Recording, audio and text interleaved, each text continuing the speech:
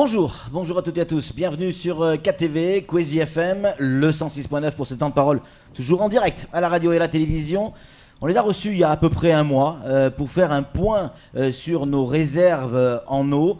Un mois après, ils sont de retour sur ce plateau pour évoquer le même sujet, nos réserves et les solutions envisagées. C'est Michel Jousset et Jean-Michel Renon. Jean-Michel Renon pour la SMAE, bonjour. Bonjour. Et Michel Jousset pour le SIAM. Bonjour Patrick. Bonjour à vous deux, messieurs. Même question, même motif, même punition qu'il y a un mois, grosso modo. On en est où de nos réserves d'eau ? On sait qu'avec vous, il n'y a pas de langue de bois. Vous dites les choses telles qu'elles sont. Donc, on en est où concrètement dans nos réserves d'eau, que ce soit au nord et au sud ? Écoutez, en ce qui concerne la réserve de Combani, on essaie tous les jours donc, de limiter le tirage. Donc, ça fait plusieurs jours, voire une semaine qu'on ne tire plus aujourd'hui sur Combani. Donc, la réserve est à peu près au même niveau. Donc, elle commence à baisser depuis hier, puisque les nouveaux arrivants, les vacanciers sont revenus et donc la rentrée des classes fait que la population demande plus d'eau puisqu'on est plus nombreux. Donc nous sommes bien évidemment en train de regarder très près cette consommation car il faut toujours faire des économies, il faut toujours retarder l'assèchement de la retenue de Combani. Et donc nous en reparlerons demain après-midi. On était à 14,5 je crois, quelque chose la semaine dernière. Là on est à peu près à 13,6 dans ces eaux-là. Donc ça a baissé un petit peu là, depuis dimanche. Ouais. Donc et là c'est toujours pareil, il faut que l'on continue à faire des économies. Je sais que c'est très dur pour les gens du Sud, mais donc c'est grâce à eux, et je les remercie, c'est grâce à eux que nous en sommes à cette situation. Car si on n'avait pas pris ces mesures, aujourd'hui où on parle, on n'aurait plus d'eau dans la retenue de Combani. Jean-Michel, on nous dit, et vous allez nous confirmer si c'est vrai ou pas, on a besoin de votre avis de technicien et de spécialiste, effectivement, il reste 13,5% grosso modo du côté de Combani, mais que dès qu'on va arriver à 10%, cette eau ne sera pas forcément utilisable. Info ou intox ? C'est un petit peu intox, mais un petit peu info. Je vais quand même expliquer les choses, que tout le monde comprenne. On a dans la retenue, au fond de la retenue, on a ce qu'on appelle une crépine, c'est-à-dire un endroit qui filtre très grossièrement l'eau s'il y a des branches, des troncs d'arbres qui sont entre deux eaux pour éviter que ça passe dans les tuyaux. Ouais. Donc il y a une première cote qui est la cote de tête de crépine, c'est-à-dire on voit le début de la crépine. C'est la cote 122. Ensuite, il y a le fond de crépine, en dessous, il n'y a plus rien. Entre les deux, il y a une certaine inconnue. Il y a un moment donné, tout le monde peut le comprendre, moins il y a d'eau au-dessus du tuyau, plus il va y avoir un phénomène de tourbillon, d'aspiration d'air, d'aspiration de ce qu'il peut y avoir au fond de la retenue, de qualité peut-être moins bonne. Donc il y a une certaine incertitude. Ceci étant dit, l'an dernier, souvenez-vous, on était aussi très inquiets sur la durée de la retenue de Combani. On avait fait faire une inspection sous-marine de ce qui se passait autour de la crépine. Depuis l'an dernier, les choses n'ont pas évolué. On s'était rendu compte que, contrairement à nos inquiétudes, l'envasement à proximité immédiate de la crépine est relativement modeste, relativement faible. Donc, c'est quand même un petit peu rassurant, c'est-à-dire qu'on sait qu'on n'aspirera pas énormément de cochonneries à la fin. Mais il y a une petite incertitude. Donc c'est pour ça que c'est un petit peu info, mais c'est quand même un peu intox. On peut aller jusqu'au fond de la crépine. Et d'ailleurs, dans les projections et dans les discussions qui sont abordées, mentionnées lors des comités de suivi des ressources, c'est ces deux cotes-là qu'on a dans le viseur. On regarde jusqu'où on est sûr qu'il n'y a pas de problème tête de crépine, et jusqu'où, en dernière limite ultime, fond de crépine, on peut aller. Donc voilà. On pourra, de toute manière, quitte à traiter encore un peu différemment cette eau, on pourra aller jusqu'au niveau quasiment zéro. Jusqu'à la dernière goutte. Jusqu'au fond de crépine. Ouais. Voilà. Une question, Michel Jousset. Beaucoup d'auditeurs, de téléspectateurs, de lecteurs, nous-mêmes, on se pose la question, est-ce que, vu qu'il y a plus d'eau dans la retenue collinaire du Nord, est-ce qu'à un moment donné ou à un autre, on peut imaginer de transvaser, de faire, d'amener de l'eau du Nord vers le Sud ? Est-ce que ça, techniquement, c'est possible ou pas ? Alors, aujourd'hui, non, c'est pas possible. D'accord. La retenue du Nomier est beaucoup trop faible au niveau quantité par rapport à l'an dernier. Je rappelais que l'an dernier, à cette même époque, on avait un volume 2 fois plus important. Donc aujourd'hui, nous sommes en mobilisables, donc de l'ordre de 23-24%. Donc c'est ce qui a été dit la semaine dernière. Donc alors c'est pareil ici, donc il y a un culot, c'est compliqué, c'est technique. Donc mobilisable, on est peut-être de l'ordre de 17-18%. Donc c'est pas possible, c'est pas envisageable d'envoyer de l'eau sur le sud. En plus, l'usine de Bouillonny est aujourd'hui à son maximum depuis la rentrée des classes. Donc la consommation augmente, il y a plus de 800 mètres cubes par jour depuis dimanche, ça va peut-être monter à 1300, 1400 mètres cubes en plus. Donc la retenue de Zounomier va se vider proportionnellement à la demande et aujourd'hui c'est à peu près vers le 26 février. Aujourd'hui, on peut tenir combien de temps avec nos réserves? Avec vos calculs, c'est-à-dire la consommation qui se fait aujourd'hui, avec ces arrivants, ces retours de vacances, combien de temps on peut tenir? Jusqu'à la troisième semaine de février, à peu près. Aujourd'hui, je crois qu'il faut le dire très clairement, bien sûr. Tout le monde le sait, nous les premiers, c'est assez traumatisant pour un fermier, pour un exploitant de ne pas pouvoir faire son boulot. Bien sûr. Alors, on est bien conscient que c'est extrêmement contraignant pour nos clients du Sud et c'est remarquable. Le résultat est quand même là, c'est-à-dire que depuis qu'on est passé à un jour d'eau et suivi de 2 jours de coupure, même si les consommations sont arithmétiquement importantes, malgré tout, j'en toucherai juste un petit mot, ça nous permet d'avoir des gammes de production qui nous permettent de jongler, de profiter de toutes les gouttes d'eau qui peuvent tomber. C'est comme ça que, avec les pluies qui sont abattues dans la région de l'Ourouveni, pas sur la retenue malheureusement, très peu, mais sur les rivières, on a pu faire face aux besoins, à la production, on a pu produire pour faire face à la consommation, sans utiliser la retenue. Alors, nos équipes sur l'usine passent leur temps à jongler entre ce qu'ils peuvent prendre dans la rivière, ce qu'ils peuvent pas, ce qu'on peut essayer d'importer un peu d'à côté, c'est au jour le jour. C'est pratiquement heure par heure que ça se gère tout ça. Et entre le 28 février et très récemment, où là on a dû réouvrir la retenue parce qu'on n'arrivait pas, mais on rouvre la retenue de manière très parcimonieuse. Hier on a rouvert, ce matin on va faire le pari, on a refermé. On va voir si ça passe. Donc c'est vraiment au jour le jour. Donc grâce à tout cela, aujourd'hui, si je reprends l'exemple tête de Crépine, en étant un tout petit peu prudent, bien malin, qui peut prévoir le comportement des uns et des autres. Il y avait une inconnue pour moi, qui était qu'est-ce qui allait se passer au retour des vacanciers. Ça a été mentionné. Bon, on voit une augmentation du besoin, et c'est normal, il y a plus de monde. Ceci étant dit, c'est proportionnel à ce qui se fait. Voilà, il n'y a pas des surconsommations dues à cela. Ça augmente, mais on reste dans le domaine du raisonnable. La deuxième inconnue, ça va être les écoles. La rentrée scolaire, on travaille avec le vice-rectorat pour que dans le secondaire, ça puisse se faire aux dates prévues, c'est-à-dire jeudi. Plus compliqué pour le premier degré ? Alors, premier degré, c'est plus compliqué. Nous, on a regardé toutes les écoles du Sud, on a regardé toutes les possibilités de maintien en eau tout en étant compatible avec une gestion des tours d'eau. C'est plus compliqué dans le premier degré. C'est plus compliqué parce que les écoles sont en général en centre-village, en plein dans le réseau de distribution. Et là, c'est quasiment impossible d'isoler l'école pour l'alimenter sans alimenter les autres. Mais il y a quand même quelques-uns. Il y a une vingtaine d'établissements où il est possible de faire quelque chose. C'est un peu plus compliqué techniquement, c'est un peu plus compliqué en termes de prise de décision, mais il y a quelques établissements pour lesquels c'est possible. Donc je reviens à votre question initiale. Aujourd'hui, avec cette petite réserve sur ce qui va se passer sur les écoles, aujourd'hui, tête de Crépine, si on reste dans la lignée de ce qu'on a, allez, tête de Crépine, on peut espérer l'atteindre mi-février. Voilà. Entre tête de Crépine, fond de Crépine, il y a encore un petit peu de temps devant nous, avec une petite zone de doute.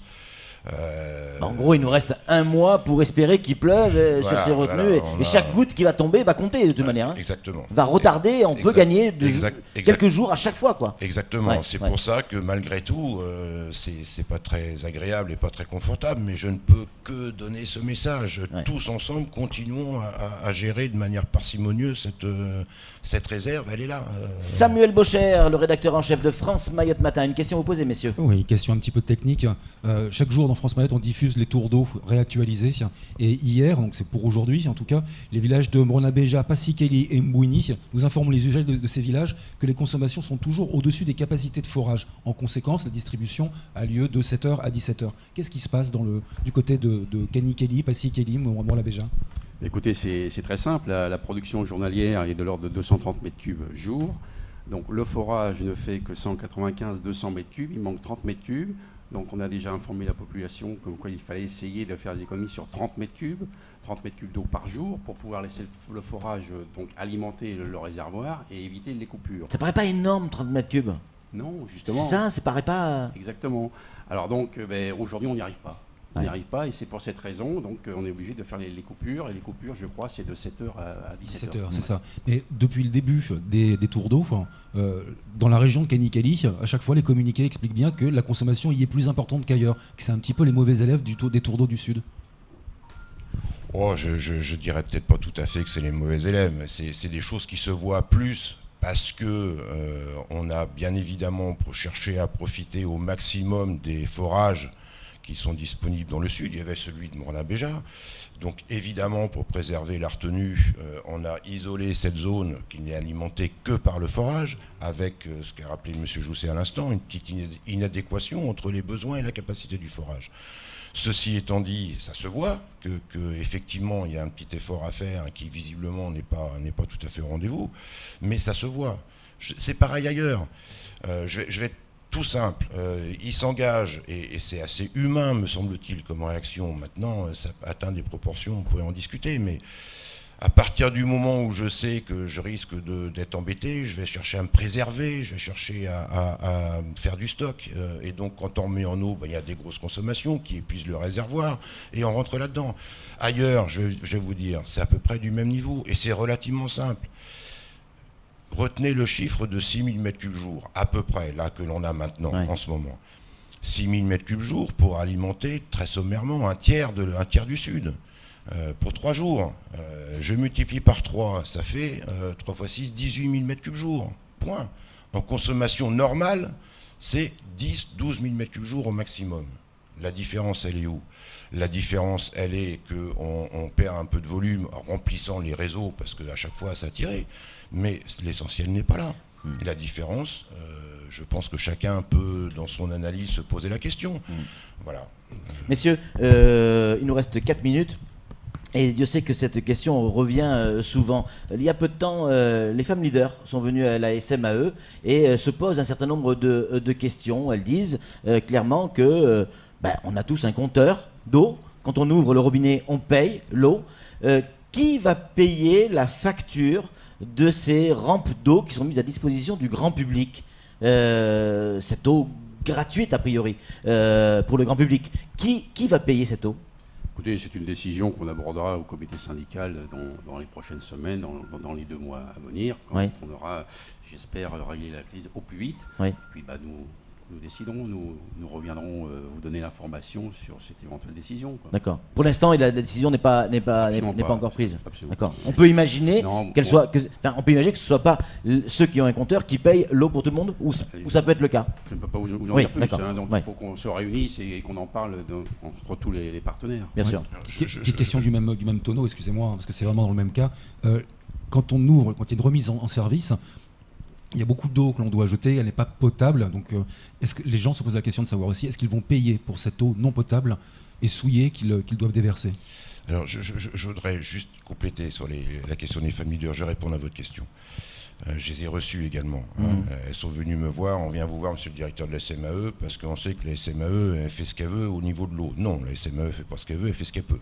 J'ai essayé d'expliquer. Ceci étant dit, évidemment que ce qui se passe aux rampes, ça se voit. Évidemment qu'il y a des choses qui sont critiquables. Évidemment.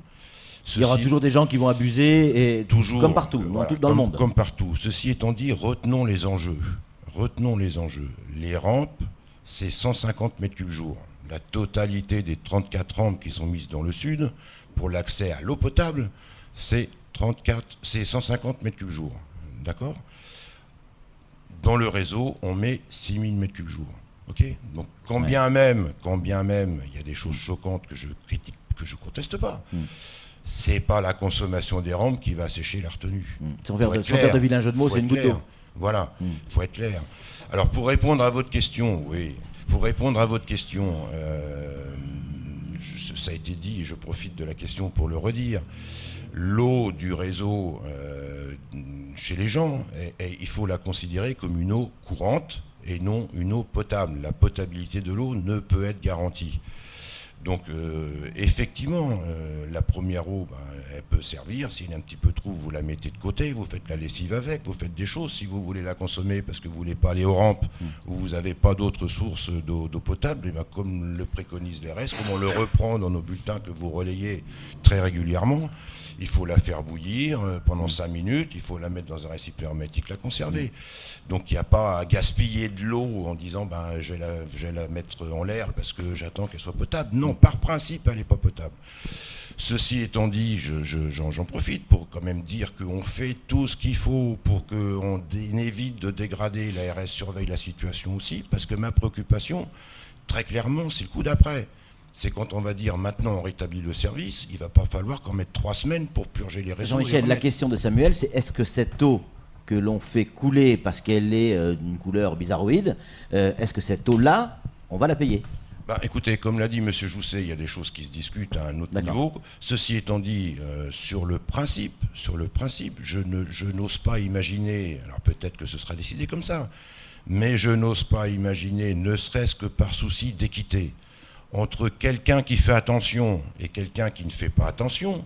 S'il y a des volumes qui sont passés dans les compteurs 2 fois plus chez le voisin que chez moi, pourquoi le voisin paierait autant que moi, voire même moins à la limite. Donc il me semblerait logique et cohérent, et j'attire l'attention de tous les consommateurs, toute la population. Attention quand même, parce qu'en tout état de cause, la base de raisonnement, ça sera quand même le volume qui est passé au compteur, à un moment donné. Messieurs, on va y arriver ? Écoutez, la solution elle est mahoraise, comme on l'a dit l'autre jour, il faut continuer à faire des économies. Donc, et surtout, je m'adresse à ceux qui viennent d'arriver sur l'île après quelques semaines de vacances. Donc il faut qu'ils se disciplinent, qu'ils aient une attitude citoyenne, de manière à ce que les économies continuent. Et évitons de faire des grands stocks qui sont vidés.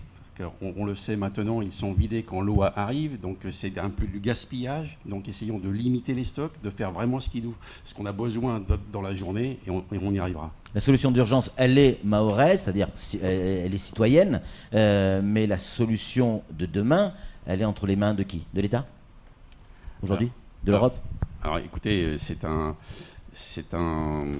échange entre tous les partenaires. Donc aujourd'hui, on ne peut pas dire la solution est dans la main de Pierre-Paul Jacoujean. Nous attendons l'appui. Oui. L'appui, et c'est l'appui que nous voulons. Merci beaucoup, messieurs. Peut-être une conclusion très rapide. On va y arriver, tous ensemble, je l'avais déjà dit, tous ensemble, toute la population mahoraise, il n'y a que nous qui pouvons y arriver. Nous, on s'arc-boute, on suit ça de très très près.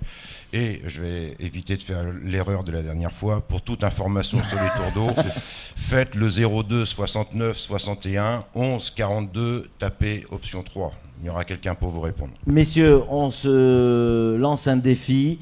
Quand toute cette histoire sera terminée, il y aura une coupe, non pas de champagne, mais d'eau, et vous reviendrez pour nous reparler de tout ça. Écoutez, on espère qu'on reviendra vite. Allez, merci d'être venu sur ce plateau.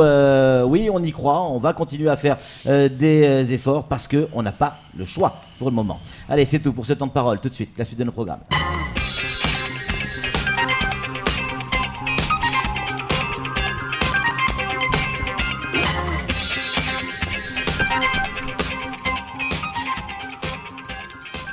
Bien voilà.